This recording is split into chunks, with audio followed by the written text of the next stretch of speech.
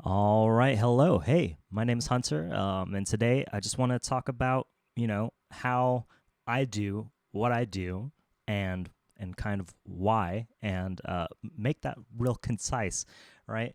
Because most of my projects, they're kind of cumulative, right? I'm kind of showing, um, little ideas about what you can do with motion and human gesture and how that can relate to sound and be incorporated into a musical performance and in the end become a means of expression in and of itself, just dance, right? And that's the idea. But today I want to talk about technically and logistically how that happens. And yeah, I usually skip over that as a black box because the fact that it exists is, you know, it's just kind of a given for what a given for having the rest of my performance exist, right? So today I want to talk about these boys over here. So there's little chips in here, right? These chips are very special. Basically, they have high resolution gyroscopes in there with battery packs. Also, this chip can communicate via Wi-Fi, right? So that is everything. That's an incredibly important. Yeah, just the form factor, the design is great, right? It's this little thing. It communicates high quality gyroscopic information over the Wi-Fi network, right? So look at our diagram here. This is what we got. This is our computer chip. It communicates over Wi-Fi. It's got a little battery pack. This is our digital musical instrument.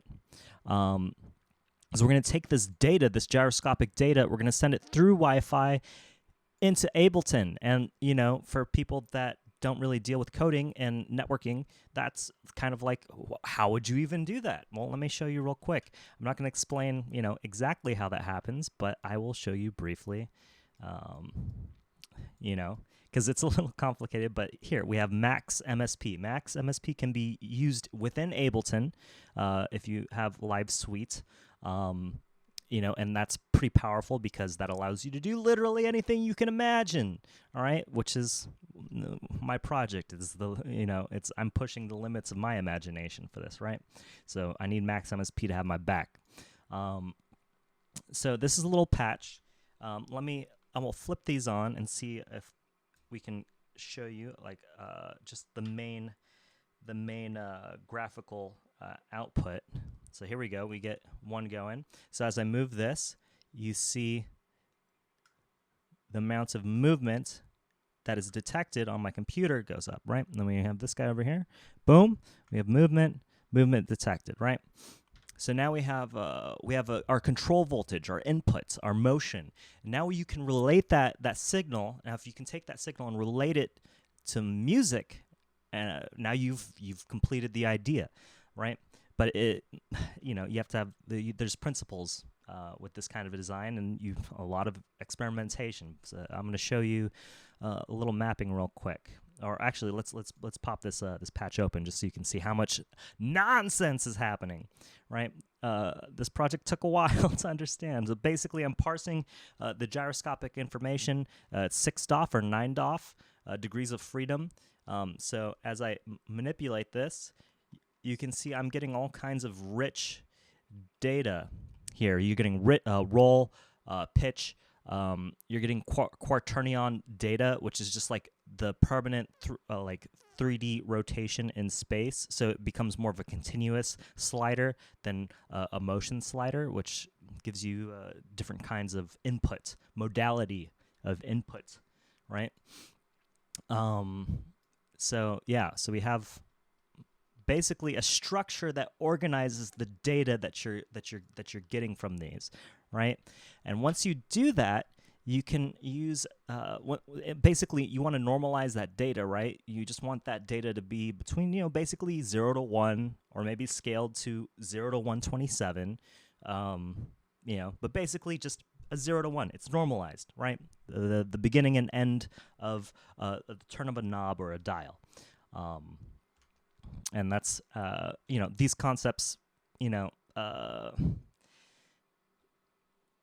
you may know about them, you may not. but as you study Max MSP and this kind of connection, these kinds of programming and connection, understand, you need normalized data. It helps the process, right? All right, let's keep this rolling. I'm already at 5 minutes. Oh my God! All right, here we go. So, and this is why I haven't made this video. Sorry. All right, so now that we have an explanation of what the technology is, what it does, how it communicates over Wi-Fi, and there's more detail that goes into that, but I'm trying to keep this brief. Let's see. All right, so I have a little patch here, and I'm going to right now make a little patch that is performable on these guys. All right, so this is, I'm not gonna touch anything. This is what it sounds like before I start any mapping. Let's go to that. All right, so that's what it sounds like before we have any mapping whatsoever. All right, so now let's take some of our mapping objects. Let's see. All right, so we need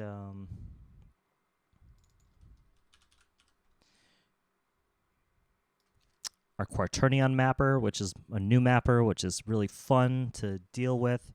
And then let's just get some roll. We'll get a roll mapper. So this is our right roll. This is our left roll. All right, so let's say when I roll on my left Bidelino, we're going to change the start position of this sample, right? And then as I roll with the right, we're going to change the pitch decay of our sample over here. So we'll change the decay, right? So, hold on. Oh no, I've ruined the video. Hold on. There we go. So, we're already getting something interesting, right?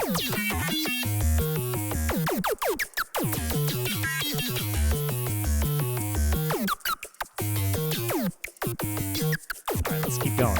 Alright, so, and then if we take motion, if we take a left-right motion mapper, right, so as the combination of motion between both of them changes, we're going to change the volume of this reverb that's going to add motion, and we're also going to change the position of this notch filter. So we have this little notch. So this notch, so we'll have a little bit of movement, right? And then we'll add a little bit of slide, so slide and glide, so to smooth that out, right? So check this out. So now,